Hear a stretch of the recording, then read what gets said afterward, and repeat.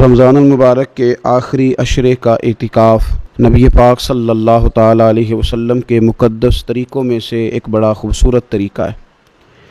قرآن مجید نے ارشاد فرمایا، میرے گھر کو خوب صاف ستھرا کرو، طواف کرنے والوں کے لیے اور اعتکاف کرنے والوں کے لیے اور رکوع اور سجود کرنے والوں کے لیے۔ نبی پاک صلی اللہ تعالیٰ علیہ وسلم نے ہر سال رمضان المبارک کے آخری عشرے کا اعتکاف فرمایا ہے۔ ایک سال کسی وجہ سے اعتکاف نہ فرما سکے تو اگلے سال 20 دنوں کا اعتکاف فرمایا۔ نبی پاک صلی اللہ تعالیٰ علیہ وآلہ وسلم نے اعتکاف کا جو مقصد بیان کیا وہ شب قدر کی تلاش بیان کیا۔ اعتکاف سے مراد یہ ہے کہ انسان سارا کچھ چھوڑ چھاڑ کے اللہ تعالیٰ کے گھر میں اس کی عبادت کے لیے، اس کو راضی کرنے کے لیے بیٹھ جائے، اور 10 دن جب وہ مسجد شریف میں حاضر رہتا ہے تو حضور صلی اللہ تعالیٰ علیہ وسلم فرماتے ہیں اللہ تعالیٰ اسے 2 حج اور 2 عمرے کا ثواب عطا کرتا ہے۔ اعتکاف کے اندر کچھ باتیں بڑی ضروری ہوتی ہیں، جیسا کہ انسان کو بلا ضرورت طبی مسجد سے باہر نہیں آنا، اس کو کوئی فضول بات نہیں کرنی، اس کو کوئی ایسا کام نہیں کرنا کہ جو شریعت اسلامیہ جس سے منع کرتی ہو۔ اس کے ساتھ ساتھ کچھ اعتکاف کے آداب بھی ہیں کہ اس نے 10 دن مسجد کے اندر رہنا ہے تو آخر اس نے کرنا کیا ہے۔ ہمارے ہاں لوگ مسائل پوچھ لیتے ہیں اور مسائل پوچھنے کے بعد پھر ان کی گنجائش سے بہت زیادہ فائدہ اٹھاتے ہیں۔ اس میں کوئی شک نہیں ہے کہ باہر سے آنے جانے والے آدمی کے ساتھ آپ گفتگو کر سکتے ہیں، ضرورت کے تحت آپ ٹیلی فون پر بھی بات کر سکتے ہیں، لیکن اس کو اگر آپ نے یہی کام کرنا تھا اور بہت زیادہ وقت اسی پر ضائع کرنا تھا تو پھر تو آپ پہلے سے باہر موجود تھے۔ اعتکاف میں آنے کا مقصود تو اللہ کی عبادت ہے۔ اعتکاف میں جب آپ آ گئے تو اس کا مقصد ہے کہ آپ کچھ دنوں کے لیے لوگوں سے کٹ کے اللہ کی بارگاہ میں حاضر ہو گئے، آپ نے اپنے رب کو راضی کرنے کا ارادہ کر لیا۔ تو اعتکاف میں ایک تو شوق سے آئیں۔ ہمارے علماء نے لکھا ہے کہ زندگی میں ایک بار تو اعتکاف کاری لینا چاہیے، اس پر توجہ ہو ہی جانی چاہیے۔ وقت ملنا تو زندگی میں پراپر طریقے سے تو بڑا مشکل ہوتا ہے، لیکن وقت نکال کے اعتکاف میں ایک دفعہ تو زندگی میں آ ہی جانا چاہیے، اور کسی کو ہر سال موقع مل جائے تو پھر تو کیا ہی بات۔ تو اعتکاف کے اندر جو کام ہم نے کرنے ان میں سب سے زیادہ اور سب سے پیارا کام یہ ہے کہ کثرت کے ساتھ قرآن پاک کی تلاوت کریں۔ نبی پاک صلی اللہ تعالیٰ علیہ وآلہ وسلم رمضان المبارک میں قرآن پاک کا دور فرماتے تھے حضرت جبریل امین علیہ السلام کے ساتھ، اور جس سال حضور کا وصال ظاہری ہوا اس سال حضور فرماتے ہیں 2 مرتبہ قرآن پاک کا دور کیا۔ 2 دفعہ حضور نے حضرت جبریل امین کو قرآن شریف سنایا اور 2 دفعہ انہوں نے نبی پاک صلی اللہ علیہ وسلم کو سنایا۔ تو بہت کثرت کے ساتھ قرآن پاک کی تلاوت کی جائے۔ ایک پہلو اور بھی ہے اس کا، اس پر بھی آپ توجہ کریں گے۔ قرآن مجید کو پڑھنا بھی ضروری ہوتا ہے اور صحیح پڑھنا سب سے زیادہ ضروری ہوتا ہے۔ تو اگر آپ کسی ایسی مسجد میں تشریف فرما ہیں جہاں آپ کے لیے بندوبست کیا گیا ہے تو کوشش کریں کہ وہاں قاری صاحب سے، عالم صاحب سے، امام صاحب سے آپ قرآن مجید کو سیکھیں، اور کوئی زیادہ مشکل نہیں ہے۔ پورے 10 دن آپ موجود ہیں، اور اگر آپ 10 دن پوری توجہ کے ساتھ قرآن مجید کے مخارج پہ لگائیں گے تو امید ہے کہ بہت حد تک آپ کو قرآن مجید سمجھنے میں، پڑھنے میں آسانی ہونے لگی۔ دوسرا، اعتکاف میں جب آپ موجود ہیں تو آپ کو کوشش کرنی ہے کہ آپ محاسبہ نفس پر توجہ دیں۔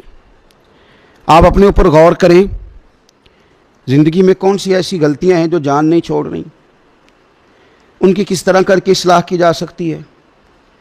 کون سے ایسے کام ہیں جو میں کرتا ہوں تو اس غلطی میں زیادہ مبتلا ہو جاتا ہوں، اور کون سی ایسے کام ہیں، کون سی ایسی جگہ ہیں جہاں میں جاتا ہوں تو میرا ان غلطیوں سے نکلنے میں مجھے وہ جگہیں اور وہ کام مددگار ہوتے ہیں۔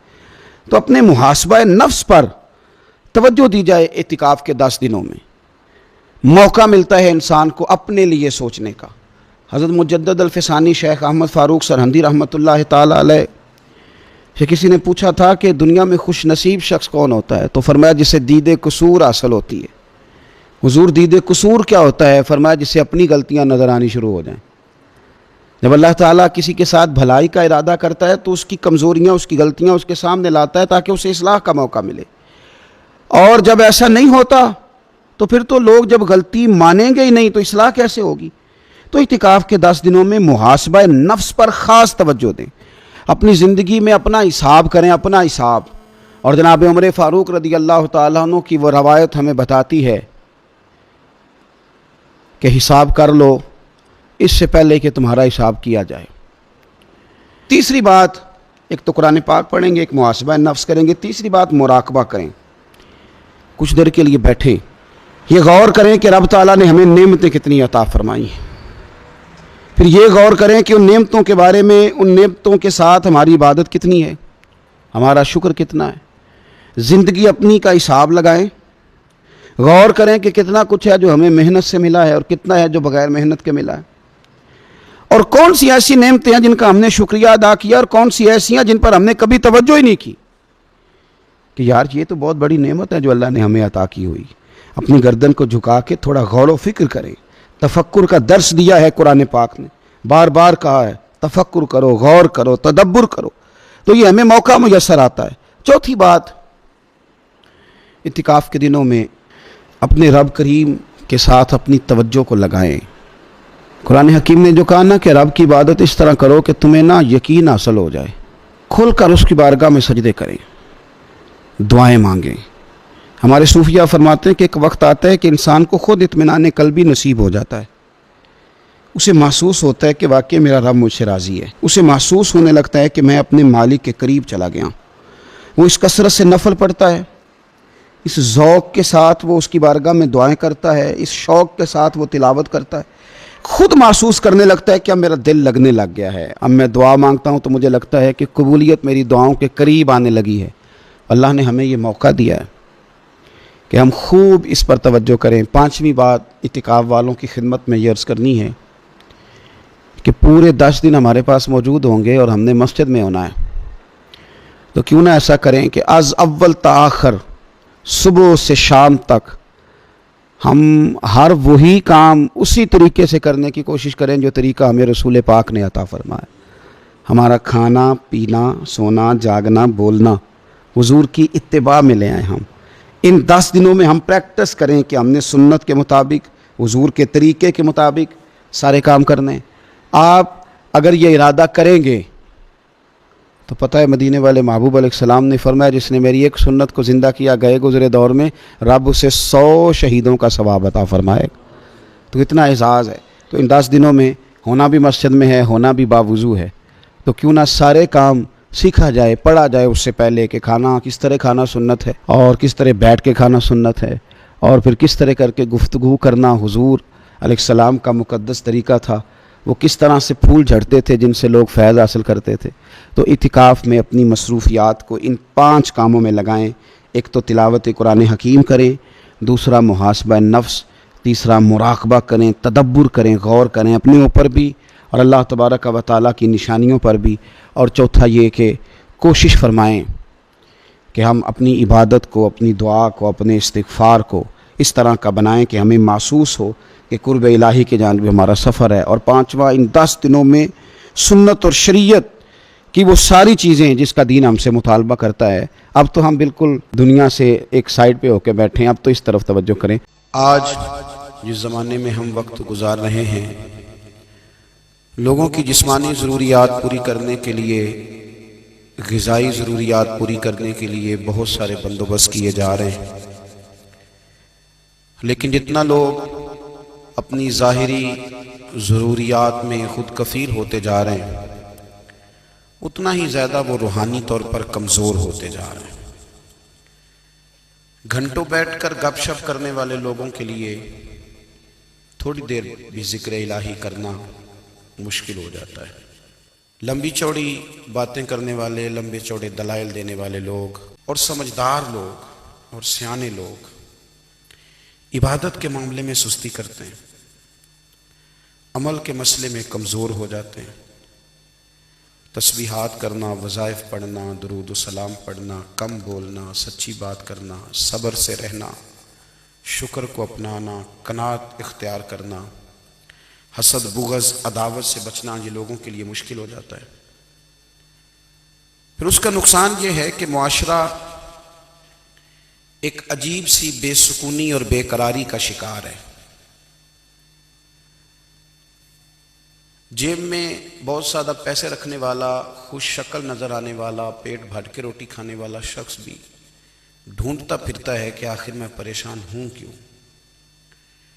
آپ انسانیت کی تاریخ پڑھیں گے تو آپ کو معلوم ہوگا کہ انسان نے کبھی پتھر کی پوجا کی، کبھی معاذ اللہ چاند سورج کی، درختوں کی، بتوں کی پوجا کی، معاذ اللہ یہ غلط ڈائریکشن پہ تو چڑھ گیا، لیکن ایسا نہیں ہے کہ کوئی بندہ دنیا میں آیا ہو اور کسی کی اس نے عبادت نہ کی ہو۔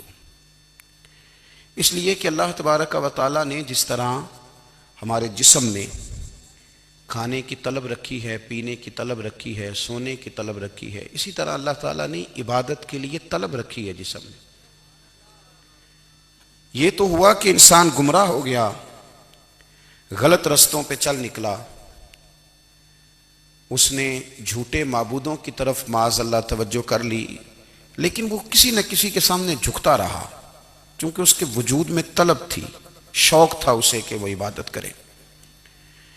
اللہ تبارک و تعالیٰ جب مسلمان کو توفیق دے اور اللہ کی بارگاہ کی جانب وہ رجوع کرے،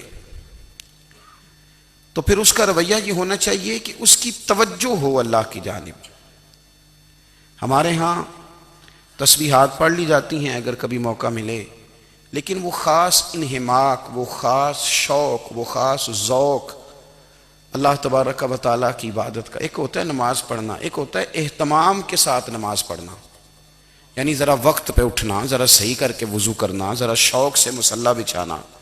ایک ہوتا ہے تسبیح پڑھ لینا، اور ایک ہوتا ہے ذرا تھوڑا سا نا شوق کے ساتھ اللہ کو یاد کرنا۔ آپ کبھی جو میں نے آیہ کریمہ پڑھی اس کی آپ شان نزول دیکھیں، نبی کریم صلی اللہ تعالی علیہ وسلم کے نا کچھ صحابہ اللہ کی محبت کے شوق میں حضور کی بارگاہ میں حاضر ہوئے، اور انہوں نے آ کے عرض پتہ کیا کیا؟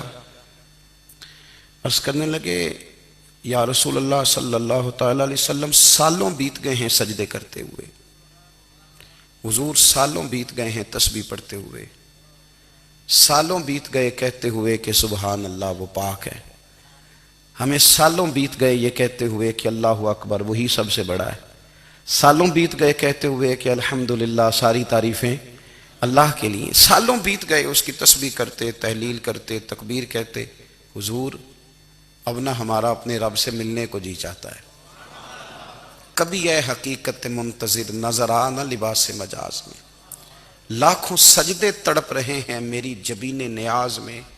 اور اقبال کہنے لگے کہ تیرے عشق کی انتہا چاہتا ہوں، تو میری سادگی دیکھ کیا چاہتا ہوں، میرا ذرا سا تو دل ہے مگر شوق اتنا، میں وہی لن ترانی سنا چاہتا ہوں۔ میرا بھی دل کرتا ہے کہ اللہ میں تجھے کہوں میں تجھے دیکھنا چاہتا ہوں، جس طرح حضرت موسیٰ کلیم علیہ السلام نے کہا تھا، اور تو مجھے کہے کہ لن ترانی تو نہیں دیکھ سکتا، ذرا سا تو دل ہے مگر شوق اتنا، میں بھی وہی لن ترانی سنا چاہتا ہوں۔ پھر کہنے لگے بھری بزم میں راز کی بات کہہ دی، بڑا بے ادب ہوں سزا چاہتا ہوں۔ دیکھو سب لوگوں کے بیچ ہی میں نے یہ کہہ دیا۔ میرے عزیز صحابہ نہ شوق میں، کتنے سارے لوگ ہیں آپ، کتنی ماشاءاللہ بڑی تعداد میں آپ آئیں، ہم بھی کبھی اس شوق میں گئے ہیں کہ ہمارے رب کو دیکھنے کو دل چاہتا ہے، ہمارا جی چاہے وہ کبھی ہمیں ملے، ہم کبھی اس کی زیارت کریں، اس کی بارگاہ کرم میں ہم حاضر ہوں۔ صحابہ نے عرض کیا یا رسول اللہ صلی اللہ تعالی وسلم ہمارا رب کہاں ہے؟ ہمارا نا اپنے رب کو دیکھنے کو جی چاہتا ہے۔ جب صحابہ نے یہ عرض کیا تو اللہ نے قرآن مجید نازل کیا، فرمایا وَإِذَا سَأَلَكَ عِبَادِي أَنِّي فَإِنِّي قَرِيبٌ، محبوب جب میرے بندے آپ کی بارگاہ میں آ کے میرے بارے میں پوچھے نا تو ان سے کہہ دینا میں ان کے قریب ہی ہوں، قریب ہی ہوں۔ دلیل کیا ہے؟ اذا دان، یہ جب بھی مجھ سے دعا مانگیں گے میں ان کی دعاؤں کو قبول فرماؤں گا، میں ان کے قریب ہوں، میں ان کے قریب ہوں، یہ جب بھی دعا مانگیں گے نا میں قبول کروں گا، میں ان کے قریب ہوں۔ اللہ تبارک و تعالیٰ کے بندے اللہ سے محبت کرتے، رب کی بارگاہ میں جھکتے، اس کو اپنے دکھ سناتے، اس کے پیارے محبوب صلی اللہ تعالی علیہ وسلم کا وسیلہ لے کے اس کے حضور حاضر ہو جاتے، پیشانیاں سجدوں سے روشن ہوتی۔ ہم نہ ہر چیز کے لیے وقت نکالتے ہیں، ہر چیز کے لیے، لیکن عبادت کے لیے وقت نہیں نکالتے۔ ہر شے آباد ہے، ہر شے، ہماری فیس بک بھی آباد ہے، واٹس ایپ بھی آباد ہے، ہمارے ٹویٹر بھی آباد ہیں، ہماری ہر چیز آباد ہے، سب سے کم آباد ہمارا مصلی رہ گیا ہے، سب سے کم۔ وہ لوگ اب ڈھونڈنے سے ملتے ہیں جن کی بغل میں مصلی ہوتا تھا۔ میرے بھائی، آپ کتنا کو دنیا کے پیچھے بھاگو گے تھکا دے گی، کتنا دولت کے پیچھے بھاگو گے تھکا دے گی۔ آپ جب اپنی زندگی میں جمع تفریق کرو گے نا تو مرتے وقت احساس ہوگا کہ سارا کچھ تو لوگوں کے لیے کیا، اپنے لیے تو کر ہی کچھ نہیں سکے۔ اور ہم عبادت کے معاملے میں بہانے بازی بھی کرتے ہیں۔ ہم کہتے ہیں اوہو رزق کمانا بھی تو عبادت ہی ہے نا، تو میں حلال روزی کے لیے جا رہا ہوں، یہ بھی تو عبادت ہے نا۔ میری طرح کے لوگ کہہ دیتے ہیں کہ میں سویرے اٹھ کے مدرسے میں کچھ اسباق دیکھتا ہوں تو یہ بھی تو عبادت ہے، میں بیان کرنے کے لیے مطالعہ کرتا ہوں تو یہ بھی تو عبادت ہے نا، اتنے لمبے سفر کر کے ملک میں دنیا میں گھومتا ہوں تو یہ بھی تو میں عبادت ہی کر رہا ہوں۔ اب اسپیشل نفلوں کے لیے وقت کس طرح نکلے، اسپیشل کر کے تسبیح میں کیسے چلاؤں، میں سارا کچھ ہم بہانے بنا لیتے ہیں نا۔ میرا سوال یہ ہے کہ یہ ساری باتیں صحابہ کو، نبی کریم کو، دیگر لوگوں کو بھی تو پتہ تھی نا، لیکن آپ غور تو کریں، 23 سال حضور کو وقت ملا، مختصر وقت ظاہراً تبلیغ کرنے کے لیے، پوری دنیا میں دین بھی پھیلانا ہے۔ گھر میں 11 ازواج ہیں، 4 بیٹیاں ہیں، ان کی اولادیں، سارے کام کاج بھی دیکھنے ہیں۔ لیکن سیدہ طیبہ طاہرہ حضرت عائشہ صدیقہ رضی اللہ تعالیٰ عنہ فرماتی ہیں سارا دن تبلیغ کرتے، ہر غلام کے دکھ سنتے، گھر میں آتے تو اپنے گھر والوں کا خیال کرتے، کام میں ہمارا ہاتھ بٹاتے۔ قربان جاؤں، کہتی ہیں زمانہ سارا سو جاتا لیکن آمنہ کے لال مصلی بچھا لیتے۔ دنیا سو گئی، ساری سب سو گئے، جو خدام تھے، وہ جو غلام تھے، وہ سو گئے۔ صحیح مسلم میں لفظ ملیں گے، سیدہ پاک فرماتی ہیں او میرے نبی کے غلاموں، میں نے یہ رنگ بھی دیکھا ہے کہ حضور نے اتنا کھڑے رہے، اتنا قیام کیا، اتنا قیام کیا کہ مقدس پیروں میں ورم آ گئے، سوج گئے پیر، اتنے بڑے۔ دل پہ ہاتھ رکھ کے نہیں بتا سکتا کہ میرے کبھی نماز میں پیر سوج گئے ہوں، کوئی نہیں بتا سکتا۔ بچوں کی روٹی کماتے تھک گئے بات الگ ہے، ہم سیر کرنے گئے تو تھک گئے بات الگ ہے، لیکن عبادت میں یہ بھی تو مسلم شریف ہے نا، یہ بھی تو دین ہے نا، یہ بھی تو حضور کی سنت ہے، یہ بھی تو وہ چیز ہے جو کریم کی آنکھوں کی ٹھنڈک ہے۔ سیدہ فرماتی ہیں پیروں میں ورم آ گئے، اور ساری رات ہی حضور نے نماز پڑھی اور ایک ہی آیت بار بار دہرائی۔ مسجد نبوی میں بلال حبشی نے فجر کی اذان دے دی اور حضور ابھی مصلی پہ تھے، کریم فارغ ہوئے۔ میں نے عرض کی یا رسول اللہ صلی اللہ علیہ وسلم، آپ کے تو صدقے اللہ اگلے پچھلوں کے گناہ معاف کرے گا، تو آپ اتنی آہوزاری کیوں فرماتے ہیں؟ آپ تو شفیع ہیں، آپ تو انبیاء کے امام ہیں۔ تو حضور نے فرمایا عائشہ تم نے گنوایا ہے نا میرے اللہ کی مجھ پر کتنی رحمت ہے، افلا اکون عبدا شکورا، فرمایا اگر اس نے اتنی نعمتیں دی ہیں تو کیا میں اس کا شکر گزار بندہ نہ بنوں، میں شکر گزار بندہ نہ بنوں اس کا؟ پھر اگر اتنی نعمتیں اس نے دی ہیں، مجھے اتنا نوازا ہے، تو پھر میں اس کے سامنے سجدے نہ کروں؟ او میرے بھائی، بڑے قابل فخر لوگ ہیں ہم کہ ہم نبی پاک کے غلام ہیں، ہم قابل فخر ہیں کہ نبی کریم کے غلام ہیں۔ کیا کبھی اس غلامی کے شکرانے میں بھی 2 نفل پڑھے کہ یا اللہ تیرا شکر ہے تو نے ہمیں حضور کا غلام بنایا ہے؟ یاد رکھیں کہ اپنی روحانی زندگی کو آباد کریں، استغفار پڑھیں، تسبیحات کریں۔ حضرت عبداللہ ابن عمر رضی اللہ تعالیٰ عنہ حضرت عمر کے صاحبزادے ہیں، مکہ مکرمہ میں ان کی قبر ہے۔ میں نے جب انہیں پڑھا تو مجھے ان سے بڑا پیار ہو گیا، لیکن آپ کو پتہ ہے وہاں جا کے کسی شخص کا مزار تلاش کرنا یا پوچھنا ایک مشکل کام ہوتا ہے۔ تو ایک دفعہ میں مکہ شریف میں حاضر تھا تو ایک گاڑی والا ڈرائیور مجھے کہنے لگا کہ مولانا میں آپ کو جانتا ہوں، مجھے آپ سے محبت ہے، ایک بات بتاؤں آپ کو؟ میں نے کہا بتاؤ۔ کہنے لگے حضرت عبداللہ ابن عمر کی قبر دیکھنی ہے۔ میں نے کہا یہ تو نہیں کہہ رہا، یہ کسی نے بندوبست کرایا ہے، یہ اللہ نے تیرے دل میں بات ڈالی ہے، یہ ہو گیا تو لے چل مجھے۔ حضرت عبداللہ ابن عمر کو نبی پاک نے فرمایا تھا راجل صالح، یہ نیک بندہ ہے، یہ متقی آدمی۔ حضرت عبداللہ ابن عمر رضی اللہ تعالیٰ عنہ سیدنا فاروق اعظم رضی اللہ تعالیٰ عنہ کے صاحبزادے ہیں، اور ان کی ہمشیرہ سیدہ حفصہ رضی اللہ تعالیٰ عنہ حضور کی زوجہ محترمہ ہیں۔ ایک دن اپنی ہمشیرہ سے کہنے لگے کہ نبی کریم صلی اللہ تعالیٰ علیہ وسلم گھر میں آئے نا، اور اگر حضور غم امت میں پریشان نہ ہوں، طبیعت کو حشاش بشاش دیکھو تو ذرا پوچھنا تو صحیح حضور کا میرے بارے میں کیا خیال ہے، پوچھنا تو صحیح کہ کریم کی بارگاہ میں میرا کیا مقام ہے، میرے بارے میں حضور کیا فرماتے ہیں۔ اب بہن کو کام بتائے اور بتائے بھی بھائی، اور پھر بہن وہ کام نہ کرے، یہ تاریخ میں ہوتا نہیں۔ حضرت عمر فاروق رضی اللہ تعالیٰ عنہ کی صاحبزادی ام المومنین رضی اللہ تعالیٰ عنہ فرماتی ہیں کہ میں تو بس منتظر تھی، انہوں نے تو کہا تھا نا کہ اگر تم حشاش بشاش دیکھو تو بات کرنا، لیکن حضور تشریف لائے، میری باری تھی، میرے گھر تشریف لائے، کھانا پیش کیا تو فوراً میں نے عرض کی حضور ایک بات پوچھنی تھی۔ حضور نے فرمایا پوچھئے۔ میں نے عرض کی حضور میرے بھائی عبداللہ ابن عمر کے بارے میں آپ کا کیا خیال ہے؟ نوجوانوں میری بات پہ غور کرنا، میرے بھائی کے بارے میں آپ کا کیا خیال ہے؟ تو نبی کریم صلی اللہ تعالیٰ علیہ وآلہ وسلم نے میری طرف دیکھا اور پھر حضور زیر لب تھوڑا مسکرائے، اور بریلی کے امام کہتے ہیں کہ حضور مسکرا دیتے تھے نا تو جو بڑا دکھی ہوتا تھا وہ بھی ہنس پڑتا تھا۔ اب سوال پیدا ہوتا تھا کہ پھر تو اس مسکراہٹ کے لیے انتظار کرنا پڑتا ہوگا کئی مہینے کہ حضور مسکرائیں تو رونے والے ہنسیں، تو اعلیٰ حضرت فرماتے نہیں، انتظار نہیں کرنا پڑتا، یہ مسکراتے رہنا تو حضور کی عادت ہے۔ جس کی تسکین سے روتے ہوئے ہنس پڑے اس تبسم کی عادت پہ لاکھوں سلام۔